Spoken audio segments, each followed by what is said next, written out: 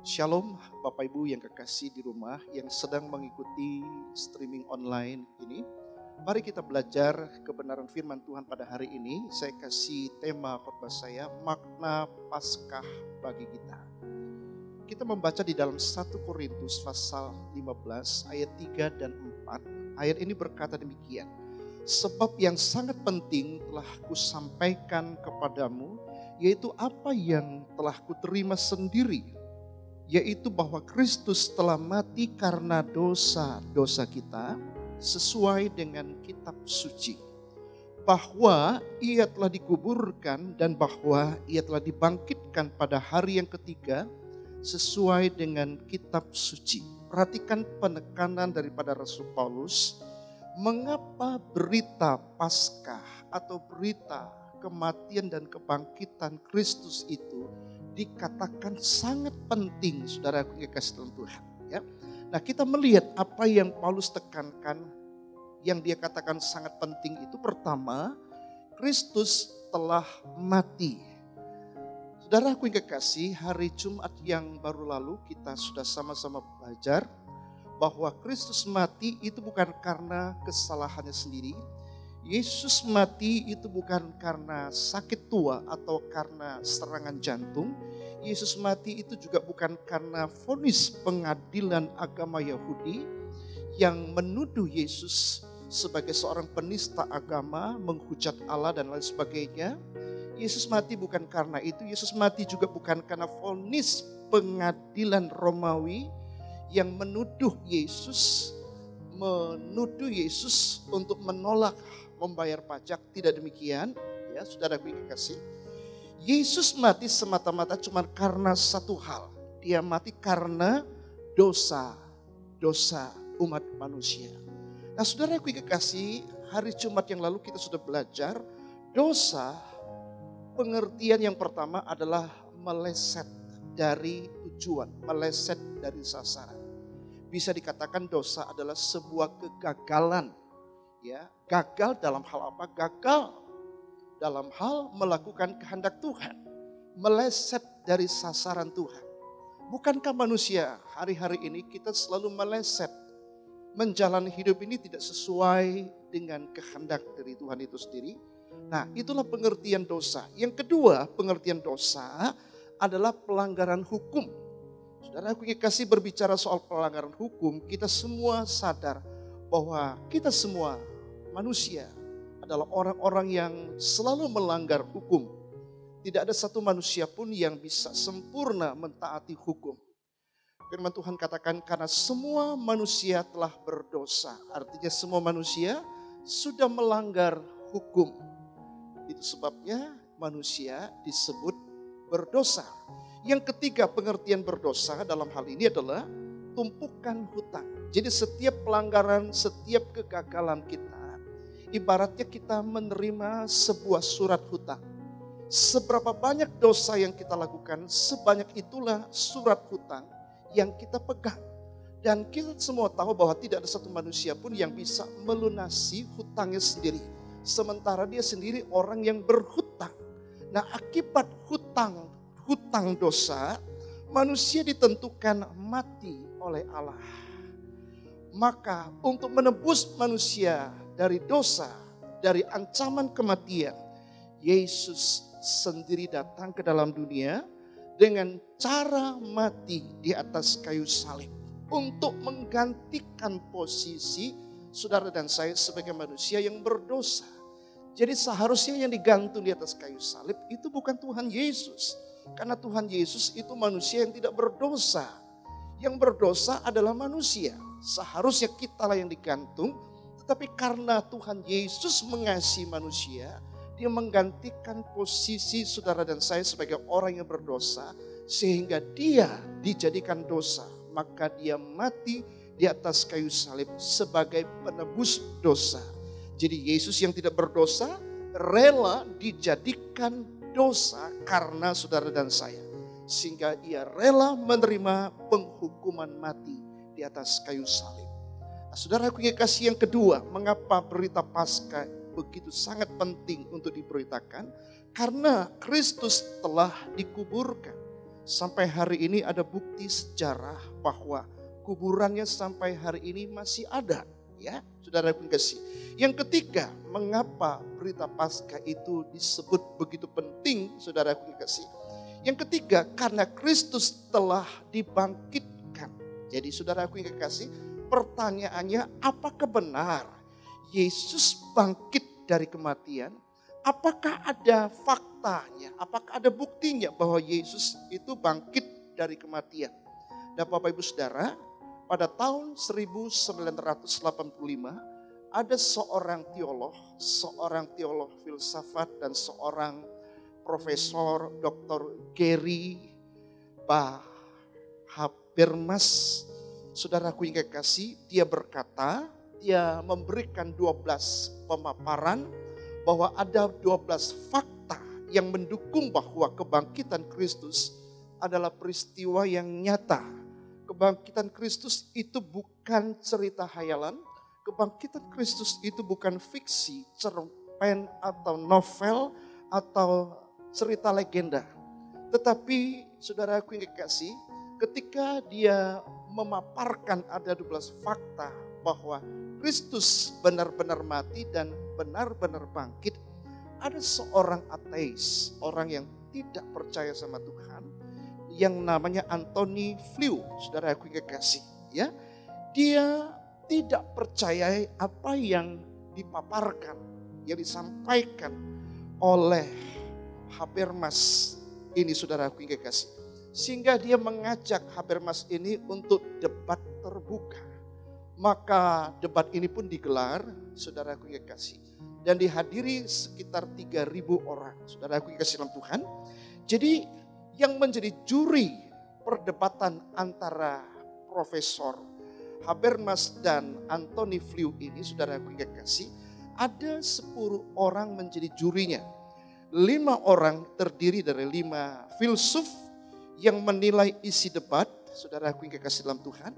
Dan 5 lagi hakim profesional yang menjadi juri dalam perdebatan antara Habermas dan Anthony Flew, saudaraku yang kasih dalam Tuhan.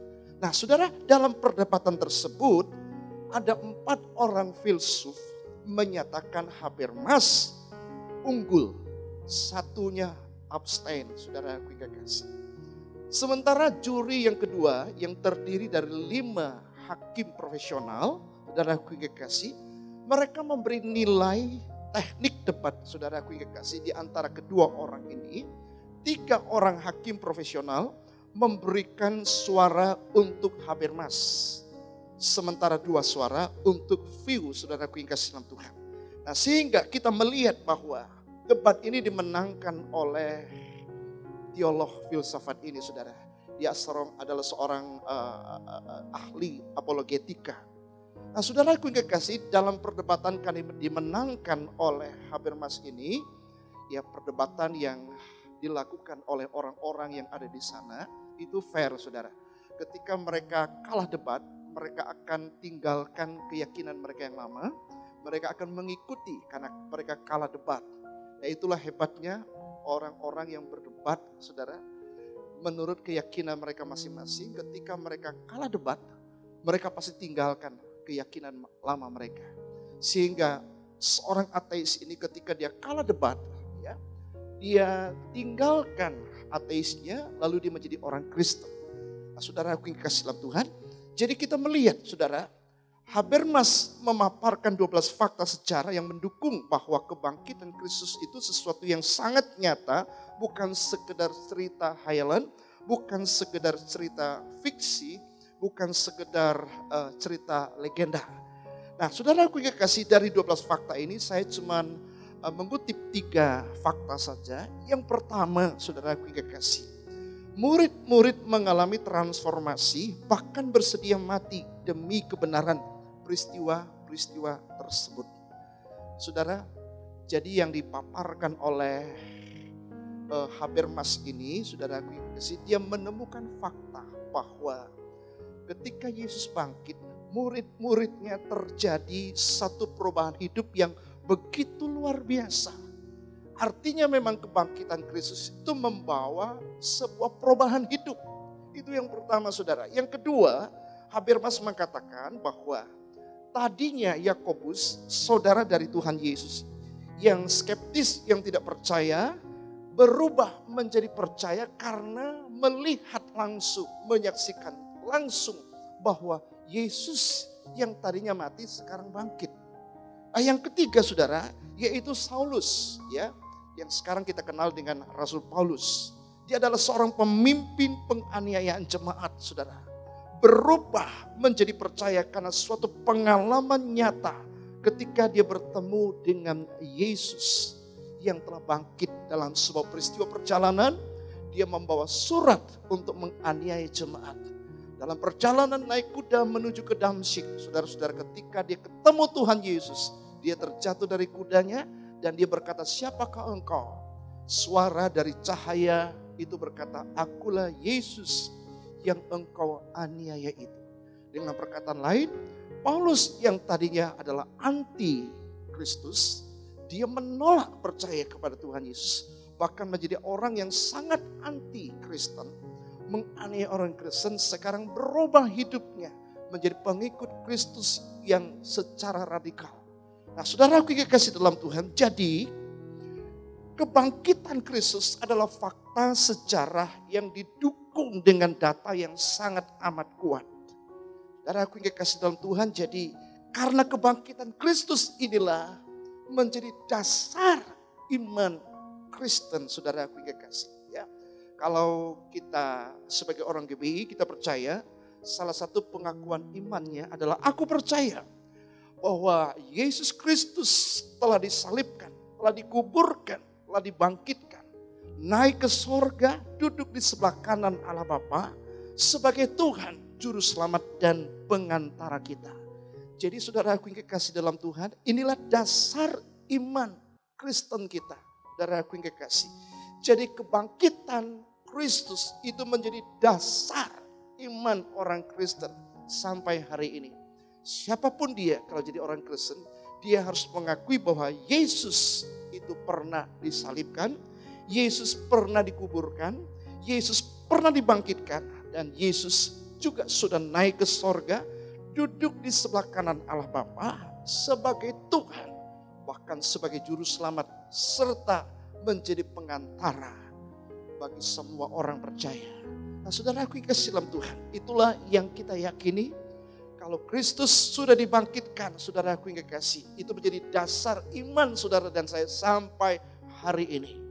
Nah, saudara yang kasih dalam Tuhan, apa yang terjadi seandainya Kristus tidak dibangkitkan? Kalau saudara membaca di dalam 1 Korintus pasal 15 ayat yang ke-14 dan ayat yang ke-17. Dikatakan demikian, seandainya Kristus tidak dibangkitkan, maka semua pemberitaan Injil adalah sia-sia. Saudara bayangkan seandainya Kristus tidak dibangkitkan, dia cuma mati tapi dia tidak bangkit. Untuk apa kita memberitakan Injil? Apa harapannya kepada orang yang kita beritakan itu, saudaraku yang kekasih? Apa artinya Injil disebarkan? Kalau orang yang kita kabarkan, yang kita beritakan itu sudah mati. Dia menjadi seorang pahlawan seperti pahlawan biasa yang ada di dalam dunia ini. Yang dikenang oleh setiap tahun orang menyanyikan, telah gugur pahlawanku. Mungkin seperti itu. Tapi Tuhan kita Yesus Kristus, dia bukan hanya mati tapi dia bangkit, saudara. Kuiga kasih dalam Tuhan. Itu sebabnya ayat ini berkata seandainya Kristus tidak dibangkitkan, maka iman kita sia-sia. Saudaraku kasih, ibadah kita sia-sia. Melayani Tuhan pun sia-sia. Bahkan segala jerih payah kita di dalam Tuhan, dalam pekerjaan Tuhan, semuanya menjadi sia-sia. Mengapa? Kalau Kristus tidak dibangkitkan, saudaraku yang kasih Tuhan.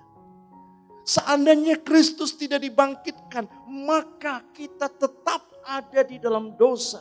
Dosa kita harus bayar dengan kekuatan kemampuan kita.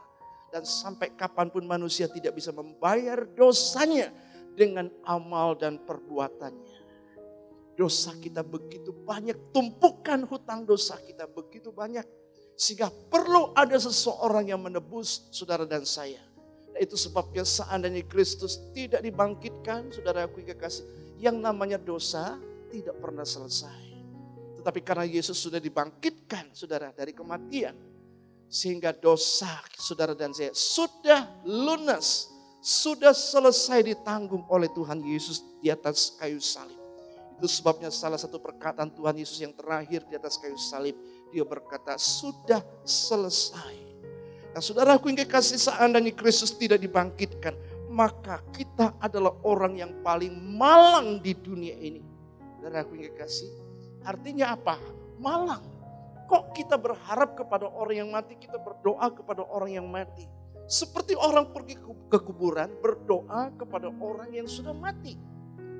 Sama halnya seandainya Kristus tidak dibangkitkan. Apalah artinya, saudaraku yang kekasih? Bukankah kita menjadi orang yang malang, bahkan paling malang, apa yang Alkitab katakan, saudara? Nah, itu sebabnya seandainya Kristus tidak dibangkitkan, maka tidak akan pernah ada kebangkitan orang mati. Orang-orang yang sudah mati mendahului kita, selama-lamanya dia ada di kuburan dan tidak ada harapan untuk dibangkitkan. Tetapi kita bersyukur, saudaraku yang kekasih, di dalam 1 Korintus pasal 15 ayat yang ke-20 bagian Allah. Ayat ini berkata, tetapi yang benar ialah bahwa Kristus telah dibangkitkan dari antara orang mati. Saudaraku yang kekasih, Matius 28 ayat yang ke-6. Malaikat Tuhan berkata kepada murid-murid Yesus, ia tidak ada di sini, ia sudah bangkit seperti yang sudah dikatakannya dahulu. Mari lihat tempatnya ia dibaringkan.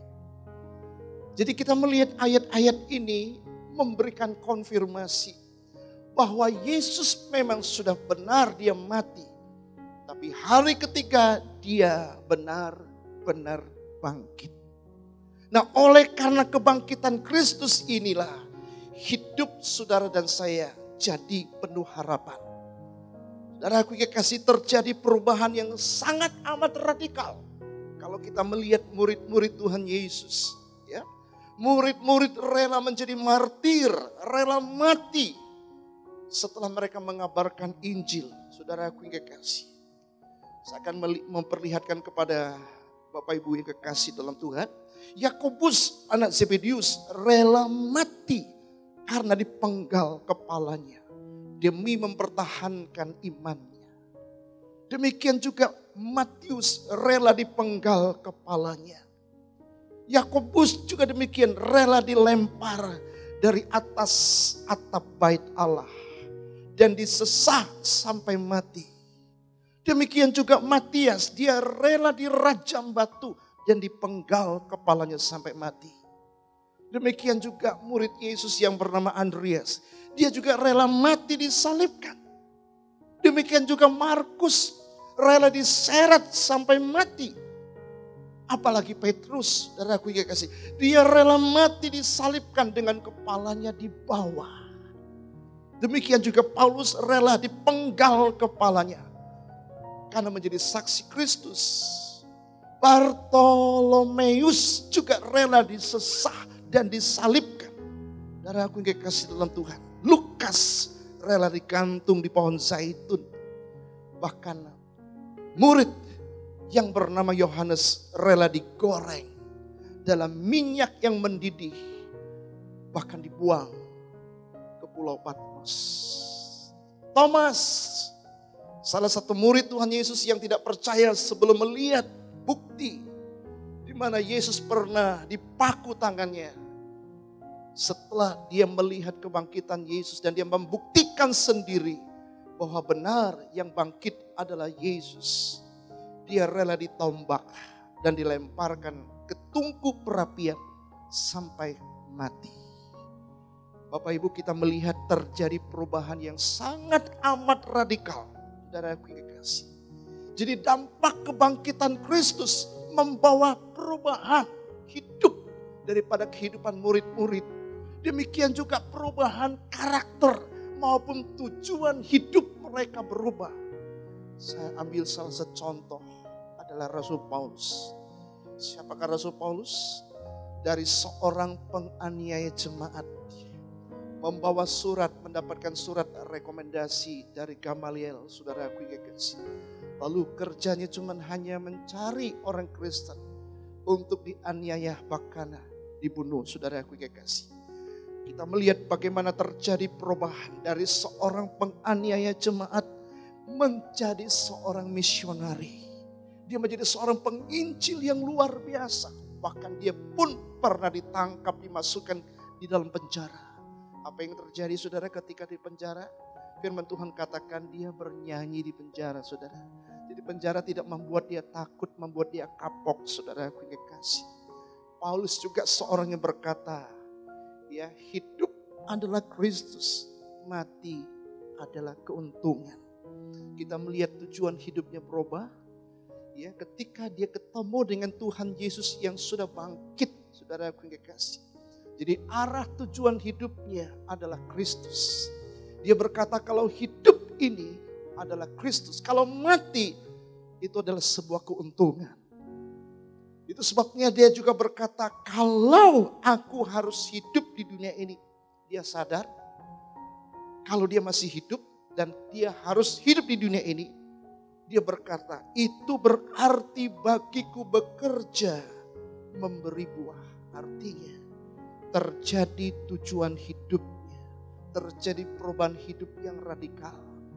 Dulu hidupnya penuh dengan kebencian, mencari orang-orang Kristen untuk dianiaya. Tapi sekarang berubah total. Ya, betul-betul hidupnya, fokusnya hanya kepada Kristus. Mengapa? Karena dia sudah mengalami kuasa kebangkitan Kristus. Itu sebabnya dia berkata, yang aku kehendaki ialah mengenal dia dan kuasa kebangkitannya. Jadi kita melihat Paulus begitu menjadi seorang yang radikal, percaya kepada Yesus Kristus. Nah, itu sebabnya saudaraku yang kekasih, Yesus sudah bangkit. Yesus hidup hari ini. Bahkan sampai selama-lamanya. Sebab Yesus hidup, saudara dan saya punya harapan. Sebab Yesus hidup, ada nyanyian lama berkata, sebab dia hidup, ada hari esok. Sebab dia hidup, maka ada hari esok, ada harapan, ada masa depan buat saudara dan saya. Karena kita sembah Tuhan yang hidup, maka kita tidak perlu takut dan gentar menghadapi situasi apapun, saudaraku yang kekasih, yang Tuhan izinkan terjadi di hari-hari ini. Kita menyembah Yesus yang hidup. Oleh sebab Tuhan yang kita sembah adalah Tuhan yang hidup. Berarti dia memiliki telinga untuk mendengar. Dia punya mata untuk memperhatikan setiap masalah persoalan yang kita hadapi. Oleh karena dia hidup. Dia ingin kita hidup. Jadikan hidup ini bermakna dan berarti. Bapak Ibu yang kekasih, mari maju terus dalam Tuhan Yesus. Tuhan yang ada di dalam hidup saudara dan saya adalah hidup, bukan Tuhan yang mati. Tetaplah terus setia mengiring Tuhan. Sampai dia datang menjemput kita semua. Tuhan Yesus memberkati kita semua. Amin. Mari Bapak Ibu kita tundukkan kepala, kita mau berdoa. Ya Tuhan Yesus, kami bersyukur hari ini kami boleh memperingati, mengenang kembali Engkau yang pernah mati 2000 tahun yang lalu. Engkau tidak selamanya mati, tetapi pada hari ketiga Engkau bangkit. Dan hari ini kami memperingati hari kebangkitan Kristus dari antara orang mati. Kami bersyukur kami punya Allah yang hidup. Allah yang mendengar setiap keluhan, setiap masalah persoalan, setiap doa daripada umat. Itu sebabnya hamba-Mu berdoa bersama dengan jemaat yang ada di rumah. Kami berdoa khususnya buat para petugas rapid test maupun PCR yang melakukan tes. Agar mereka dapat sebanyak mungkin melakukan tes ini. sehingga dapat memutuskan penyebaran COVID-19 ini. Kami berdoa buat para relawan yang bekerja di bidangnya masing-masing. Tuhan, lindungi mereka agar mereka yang sedang bertugas yang ada di lapangan sana tetap dalam keadaan sehat. Tuhan, kami berdoa buat semua petugas pemakaman yang menjalankan tugas mereka. Tuhan, berikan anugerah kekuatan, berikan mereka kesehatan. Kami juga berdoa ya Tuhan, buat seluruh menteri kabinet Indonesia Maju, agar mereka bersama-sama sepakat dapat mengambil kebijakan yang tetap dalam menangani COVID-19 ini. Kami berdoa buat Indonesia supaya tetap bersatu semua lapisan masyarakat, bahu-membahu untuk memerangi COVID-19 ini. Ya Tuhan Yesus, kami berdoa bagi seluruh masyarakat Indonesia agar semakin sadar dan mengerti untuk mematuhi jaga jarak dan serta memakai masker. Dan kami berdoa supaya seluruh masyarakat tidak berbondong-bondong untuk mudik, untuk menghindari penyebaran COVID-19. Kami berdoa Tuhan buat mereka seluruh masyarakat yang terpaksa harus bekerja di luar rumah. Tuhan, lindungi mereka, jaga mereka. Tuhan Yesus, kami mohon Engkau mengampuni bangsa dan negara kami Indonesia. Kami berdoa agar banyak jiwa-jiwa dapat diselamatkan. Tuhan, kami mohon belas kasihan-Mu agar pandemik ini boleh segera berakhir, segera berlalu. Datanglah kerajaan-Mu, jadilah kehendak-Mu ya Tuhan, di bumi seperti di sorga. Dan akhirnya, saudara yang kekasih dalam Tuhan yang ada di rumah, terimalah berkat, anugerah dari Allah Bapa, cinta kasih sayang Tuhan kita Yesus Kristus, yang menyertai kita sekalian mulai hari ini, esok dan seterusnya, bahkan sampai selama-lamanya. Di dalam nama Tuhan Yesus Kristus kami berdoa dan kami terima berkat-Mu. Semua kita yang percaya, semua jemaat yang ada di rumah, sama-sama katakan amin, amin, amin. Tuhan Yesus memberkati kita semua.